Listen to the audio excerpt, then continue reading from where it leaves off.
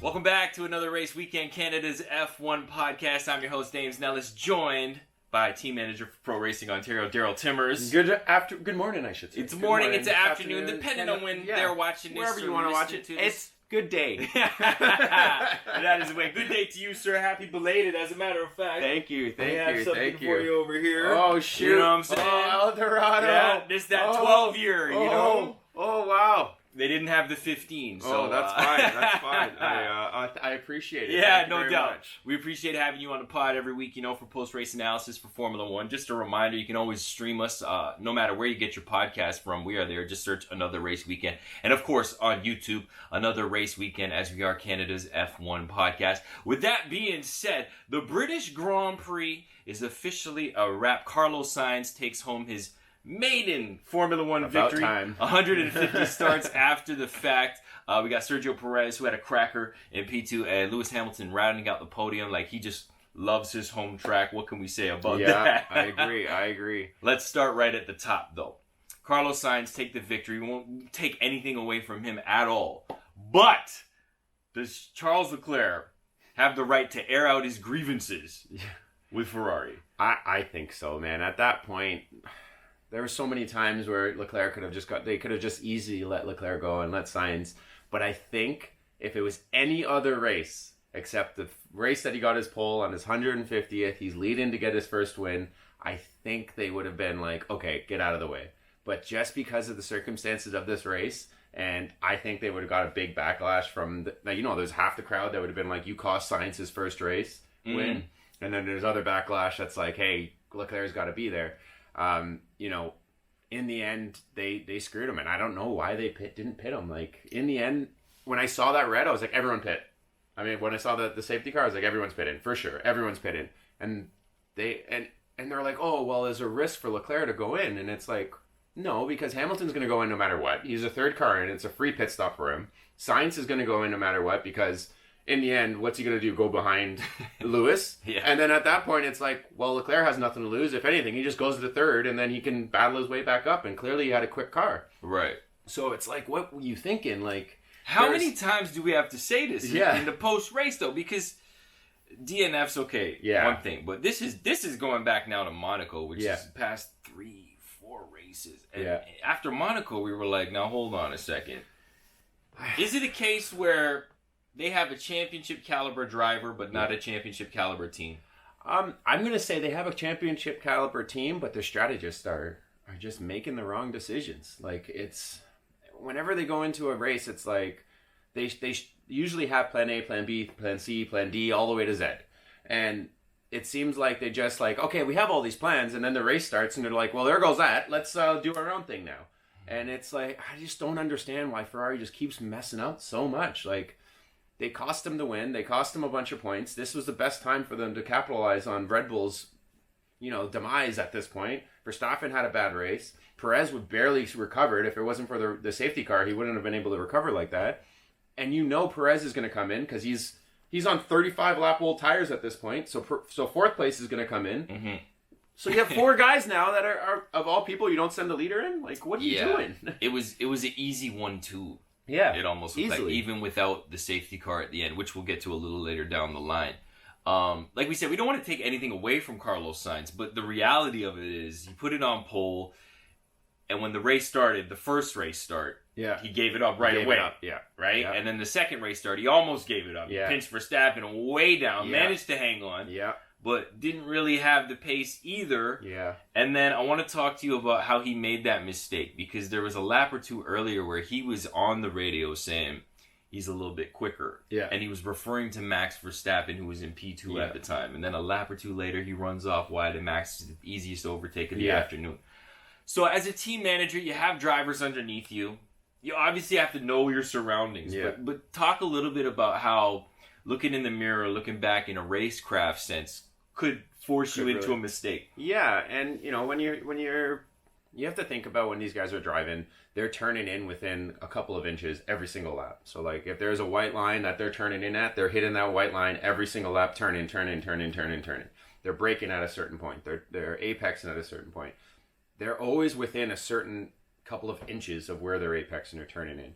So when they're getting their mirrors filled by Verstappen at that point, when he's kind of showing some pressure, showing a little bit like, all right, I am faster, but I'll just show a wing here to just get his concentration off.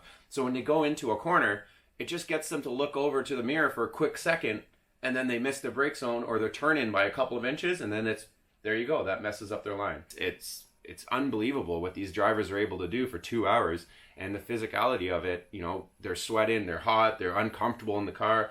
There's a lot of factors that's just trying to break their concentration, and now you add in another factor of a car swerving in your mirrors to try to break your concentration that way. It happens, When that is the racecraft of the whole thing, especially when the guy who's behind you is defending world champion. Yes. And he's in a Red Bull, the fastest car on the track. He's got the speed. Yeah. So I just thought it was an important question to ask because we have a lot of young drivers who are watching the program and listening to the podcast. Yeah. And it's definitely something that you notice throughout motorsport, the grassroots of motorsport, whether you're in a go-kart and there are no mirrors, you see a lot of guys turning around right up to F1 because like you said, these are the best drivers in the world, and it literally is those reference points, that dandelion on the side of corner 3 that indicates where they brake. And 10 feet later, they have another one for turning, and just a little break in the concentration throws things wide. And Carlos Sainz is at a point where it was either he just oversteered through it or he backed out of it, and either way, he would have gotten overtaken at that point. Right? And it sucked because there was a DRS detection zone before that corner. And Max was behind him when he went into the corner, and it was like, oh, look, I got DRS, and he made a mistake. So he, instead of being 30K slower than him, like normal, with the DRS, he was like 60K difference, and there was like a 10 car length gap. There wasn't a chance. There was no blocking to be had. It was just straight. You passed him like halfway through the straight. Exactly. Either way, though, it was a fantastic race. I'm sure Carlos Sainz would have wished it went a different way. Yeah. But the result is still the same. Yeah. A win is a win, and it was definitely a memorable one for more reasons than one. Let's move down the paddock a little bit. We spoke about distractions just now. On track. Yeah. Distractions off track, big thing as well. Lewis Hamilton had to deal with a lot last week. Yes. Jackie Stewart was making his lips up to say that, Hamilton should retire, this and that. And then Piquet comes out with a straight up ignorant and racist comment. Yeah. And then he tries to blanket it by apologizing, saying that's it's how Brazilians... It's a normal word. It was just and Brazilians weren't having that. So, yeah. It's just a lot for him to deal with, There's so much pressure on him already from being a 7-time world champion. Oh, why aren't you performing? Look, your teammate's kind of outperforming you right now. What's going on? So that's just a big part on its own. And then you throw all this racist stuff that's happening towards Lewis right now, which is quite ridiculous. We're in a new era, This is a new day and age, and why are we still dealing with this? This is the thing that aggravates me every single day when I see stuff like this with not just, the high-end stuff. We see it in the grassroots stuff. We see it all around the world, and it's just like, guys, grow up. This isn't the 1700s anymore where, stuff like this is normal. This is stuff that, we're all educated now. We all know what the world is like, and we all understand that this isn't right. So why are we still doing this? I really don't understand. With all of the pressure that's on Lewis, and then this stuff happens, and that the media is going to blow it up and ask him about it while he's here, and it's just more things to break his concentration while he's on the track, and it just shows how much of a world-class champion he really is to be able to perform with such a load on his shoulders, and like driving with the pressure of driving an F1 car, that's enough pressure for anyone to perform under. It would be hard for anyone to perform underneath that. In his eyes, it's like, what? The world is actually speaking up about it now.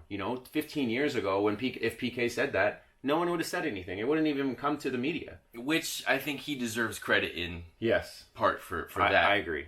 100%. Like, he's been dealing with it his whole life. I don't know that he's been emboldened enough to speak out until this past couple of years or so with the George Floyd thing and the Black Lives Matter and Mercedes moving the livery over and then the We Races One campaign.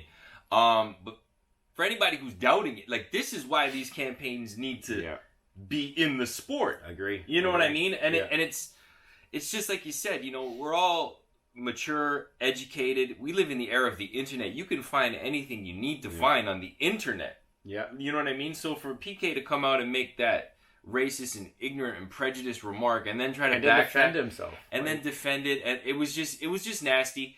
I think banning him for life was the right thing to do. I think any media outlet needs to think twice before they start sticking microphones in front of the people who are from days of past. Yes. Just because of the mentality. It's completely different now. And it's just we need more diversity, whether that be from cultural background, gender profile, sexuality. But at the end of the day, we're just showing up to race. Like, it really doesn't matter. No, it's true. You know, and you look at the old school drivers like PK and all that stuff. They grew up in that era where it was normal. You know what I mean? It's sad to say, but that was stuff that was normal back in the day. And the fact that, they stuck a microphone in front of an old school driver, and the driver that he was talking about with Lewis is dating his daughter. Max is dating his daughter. And like they've been together a long time. So clearly he's going to have something to say about the incident between him and Lewis. So the media is going to come up to him and be like, "Hey, so your daughter's boyfriend. Hey, this just happened with this world champion. What do you think?" And obviously he's not going to say good things about it, right? And but he didn't have to take it. No, there. Totally agree. And that's the thing that really showed me, Totally agree. It shows you who that person really is. Really and truly. And a lot more stuff's coming out now with who the drivers really are. We see it, there's with Yuri Vips, sorry to say, like everything that happened there. Oh, we have to applaud Red Bull for just dropping that. Dropping it right away. You can't have 2 incidents in 1 week, put out a statement, say you can't, you don't tolerate racism or whatever, and then keep a guy like that on 2 years down the line. It was a couple years ago, I think it was a guy in NASCAR, I don't recall it. That's right. Yeah. And he's still racing, and everybody it's almost like they forget about it. Yeah, he had like a year banned, and then he came back like nothing was wrong. And I realized that thing is kind of like the online culture, the gaming culture. Like, I don't game or do any of that, but I've been online a couple times, and it just gets thrown around, and it's just like, okay, that's part of the culture, but why is that part of the culture? Yeah. It's so stupid. Yeah. Like, you know what I mean? It's stupid, ignorant, dumb. There's so much stuff that's in that NASCAR world that is... I'm sorry to say, like, I do watch NASCAR once in a while. It's an interesting sport on its own. It is hard, but there's a lot of things that kind of need to change in that aspect over there. And there's been a lot of changes in the last couple of years, and they lost a lot of fans for some of the changes that they made, which I support, and they needed to change. And there's things that people are like, well, sorry to say, like banning the Confederate flag was huge for that, and they lost a big fan base because they did that. But then you look at it and what that flag stands for, it's like, why are you guys upset? And if you're upset that they're banning that flag, clearly there's other things going on, but it is what it is at this point. It's the world we live in. 2022. Yeah, 2022. Unbelievable. Yeah. Let's get to the on-track action though, because look at how long we just spent discussing what happened before he even put wheels to the tarmac. Exactly. And he was still able to bring it home in P3. And had it not been for that safety car, he had a good mark chance. My words, Lewis Hamilton would have won that race because early on in the race he closed down 5-second Sainz and Leclerc, a 5 going on close to 6-second gap. And he would have had him. They pulled into the pit. Yeah, right away as soon as he caught. So you knew that they had the pace, right? The only question I have is in regards to the last pit stop, because like you said, we know the outright pace for one lap on the Mercedes isn't great. Yeah. And we've said it before, we'll say it again. It doesn't look the fastest when it's on softs. No.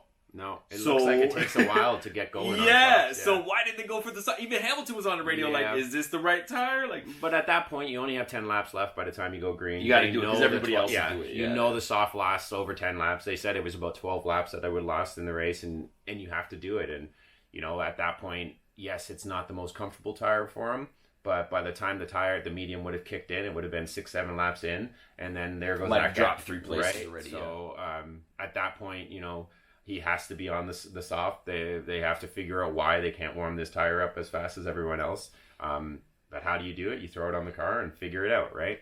They're going to leave Silverstone with some good data, and maybe come back to Austria and figure out what they're going to do. And we're happy to see everybody leave Silverstone with not only good data, but just healthy. Healthy, yeah. Because that crash at the start of the race, I didn't want to get into it right away. Yeah. But now that we're getting into the nitty-gritty of the conversation, it was a real mess at that start of the race. Like, anywhere from P6 back was just was just stalls and bad starts, and like it just seemed like the crowd had everyone on the like 400,000 people just had everybody a little bit nervous. And of course we're happy to see guys like Guan Yu Zhou or Zhou Guan Yu, and Alex Albon walk away from the medical center with a clean bill of health.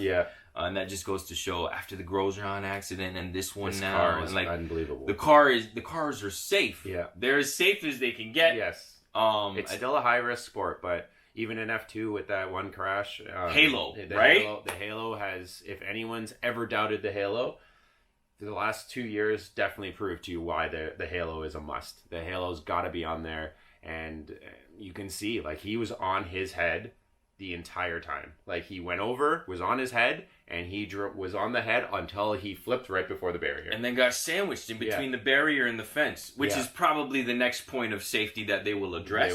But that's the thing about safety, especially in motorsport, is like a lot of the times you don't really know what can happen until it happens, unfortunately. But fortunately enough for both Zhou Guan Yu and Alex Albon, big impacts, big hits. He was sliding on his head. Yeah.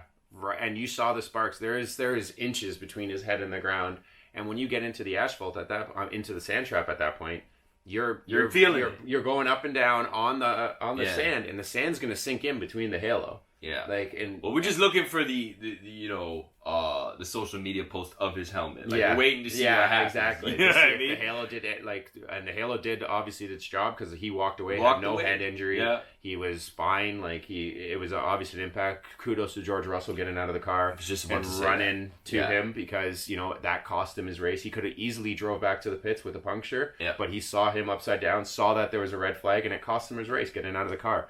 And kudos to him, and I think the FIA should have kind of shot him some bail on that one. Yeah, because literally the only reason he got out of that car was because he saw Zhou go flying over the fence, into the fence, and the fact that he didn't even second guess it. You saw him start to drive, and he looked over and was like, nope, stopped the car, turned it off, ran over to Zhou. It cost him his race in the end. His home race, too. His home race. And his P5 streak, which we did say back in the Azerbaijan Grand Prix that the only way he won't finish P5 is if he crashes out. And I maybe the FIA should kind of second guess. The FIA thing is interesting, right? Because with all the events that happened last year, I feel like some penalties should have. I feel like Sergio Perez gained the spot yesterday off track. Yeah. I really do. Yeah. Because he gained it off track, like 4 tires outside the lines completely, and then he came back on the track and pushed Leclerc wide off the track. You know what I mean? Yeah. But I feel like, you see, that's the thing about it, man. There's so much amplification with so many people there, and like when you talk about Michael Massey, there's always this little bit of context and nuance that's missing after the fact, you know? Yeah, I agree. And there was hard racing yesterday. It was great racing. Yesterday was the best. Fantastic Grand Prix. At one point, I was standing up going, this is unreal. It was 3 different manufacturers going back at it. The Merc has caught them. The Merc has the race pace. Once they get their quali pace figured out and they can actually go with them off the start, it's going to be, I hope this is just like a glimpse into what the future races are going to be like, because, we've seen some really good races between Leclerc and Verstappen, but you throw Hamilton and Russell into there, it's just going to, and then that's going to mix up the championship so much more because there's a third manufacturer in there that can almost win races now. So you have 3 different manufacturers battling for the wins. At this point, Mercedes has nothing to lose, so they're going to go all out and try to take these wins. Leclerc has to get Verstappen to have some bad races so that he can catch him. There's a lot of things that are factors that are going to make sure that this season is going to be a good one for the rest of the season. That best of the rest is no joke either, because that Alpine is fast. I think a lot of people thought it was going to be McLaren and Aston. Yeah. Not the case. That Alpine, if they can just get it to keep working. Yeah, exactly. That was the thing. When I saw Ocon, I'm like, man, get off the track. Yeah, get off the track. Pull into But he was on the straight, so he couldn't get off. Yeah. He had to get off the racing line. But he was trying, you saw him trying to go. I was like, no, get off. Anyhow, man, it was a fantastic race. Overwhelmed, underwhelmed, and surprised. So overwhelmed, you got to go with Lewis, man. I was hoping that he can get his home win, the first win of the season. He's gone 16 seasons with a win. It's only a matter of time before he gets that W this year, and I'm very happy to see that Mercedes is turning this car around. It's showing that they don't give up. They're a great team, and yeah, it's awesome to see. A little bit of underwhelmed. I'm gonna have to go with Max, just complaining about his car all the time. Right, fair. That's fair. They kept saying it's a flat, and he's like, "Well, what do you guys have to do something?" And they're like, "What do you want me to do? Like, your car's damaged. It happens." It clearly wasn't working. Leclerc was damaged. Perez was damaged. Like, everyone had damage off that crazy start. That's true. In the end, yes, the car was damaged, but I just don't understand how he was so quick for a little bit and no one could find where this bodywork damage happened and why it all of a sudden just fell off a cliff. It did, though. Yeah, it fell off a cliff for sure. It fell off a cliff, 100%. You can't take that from him. It definitely fell off a cliff. It's just at that point, stop asking the team to do something. Whinging. Yeah, stop. Exactly. It's just like, man, just drive. They understand your car. There's something wrong, and they're telling you is something wrong. It's like, well, you guys got to do something. It's like, okay, well, the only thing we can do is balance your car out, and they do what he wants them to do, and then he goes out, and he's like, I can't drive this thing. It's like, okay, we understand your frustrations and emotions run high for sure. I also got to throw a little bit of underwhelm for Latifi. He was going good though. I thought he had it, man. So I was just like, come on, you got your points. You got the points. You got the points. You needed that too. Yeah. And man, side note, if you're Williams, you put all them upgrades on Albon's car, and he just crashed. And he was out qualified by his teammate. I know. Hey, shout out to Latifi, top 10 qualifying. Q3. Hey, there it is. Q3. There it is. You know what? If nothing else, he could walk away with that. But the first stint of the race, man, he was in there. He was P7, P8, like he was good. And then he dropped to like about 12. That's like the surprise and underwhelming. Yeah, exactly. But the surprise I'm going to say is Mick. I knew it. That's why I didn't ask about it. I knew it. Mick. He popped champagne at the end of that. Yeah, and Vettel was even like, when he passed me, I was like, come on, Mick, keep going, keep going. Well, he gave Max a run for his money. Yeah, I mean, we know the car wasn't 100%, but working, he was trying. But he was in there. Yeah, man. It looked like that last corner he was going to shove it in there. Yeah, it was a good battle. He needed that to shut the critics up. Had a good. People could say people crash, blah blah blah blah blah. Really and truly, the only car that he can't compete he wouldn't be able to compete against that did crash was George's. So, out of the guys that were out of the race, it's like, no, there were still guys that he would be battling with, the entire time. And you got to finish the race. Exactly. I don't know what you want me to say. He did an amazing job. You can't take anything from him. Especially starting from the back. Yes. Right? Because it's not like he was in front of the melee. No, he was right in the middle of it. He was in the mix. He got through it, and a great run for Mick, and congrats on those points, and he needed it. That's some good stuff right there. It looks like we're about to run our old episode right now. Hold on a second. I don't know what's going on here. Retro! You know what? That's all up there on YouTube. We're going to close it out anyways right now. If you want to have a look at some throwback episodes, we're in the shop right there at the Pro Racing Ontario shop. Yeah.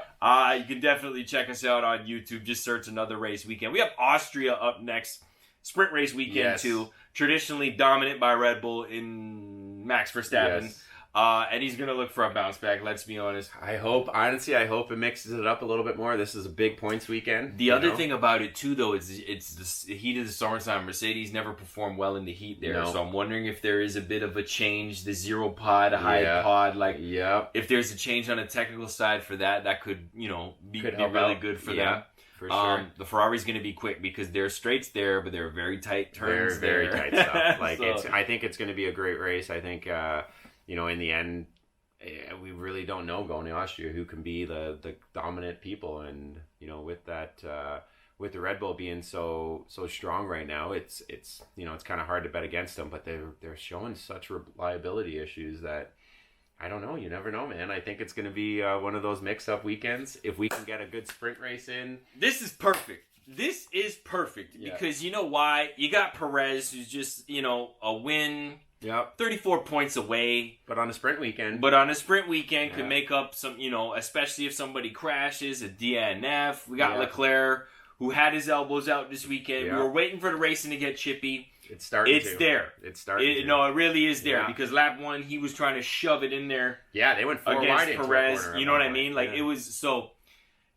And we haven't even reached the halfway point, the summer break, which I really think is when Mercedes is going to turn that corner. So we have a lot to look forward to. The season is still young. We're like 10 races and the races are getting better and better and better. Yeah. You know? Yeah, this has been another episode of Another Race Weekend. Thank you so much for watching and listening. Reminder, you can watch us on YouTube. Bang, bang, right back there. Or, of course, you can stream us on the iHeartRadio app, Apple Podcasts, or wherever you get your podcast from. For Darryl Timmers, I'm Dames Nellas, and we'll talk to you after Austria. Peace.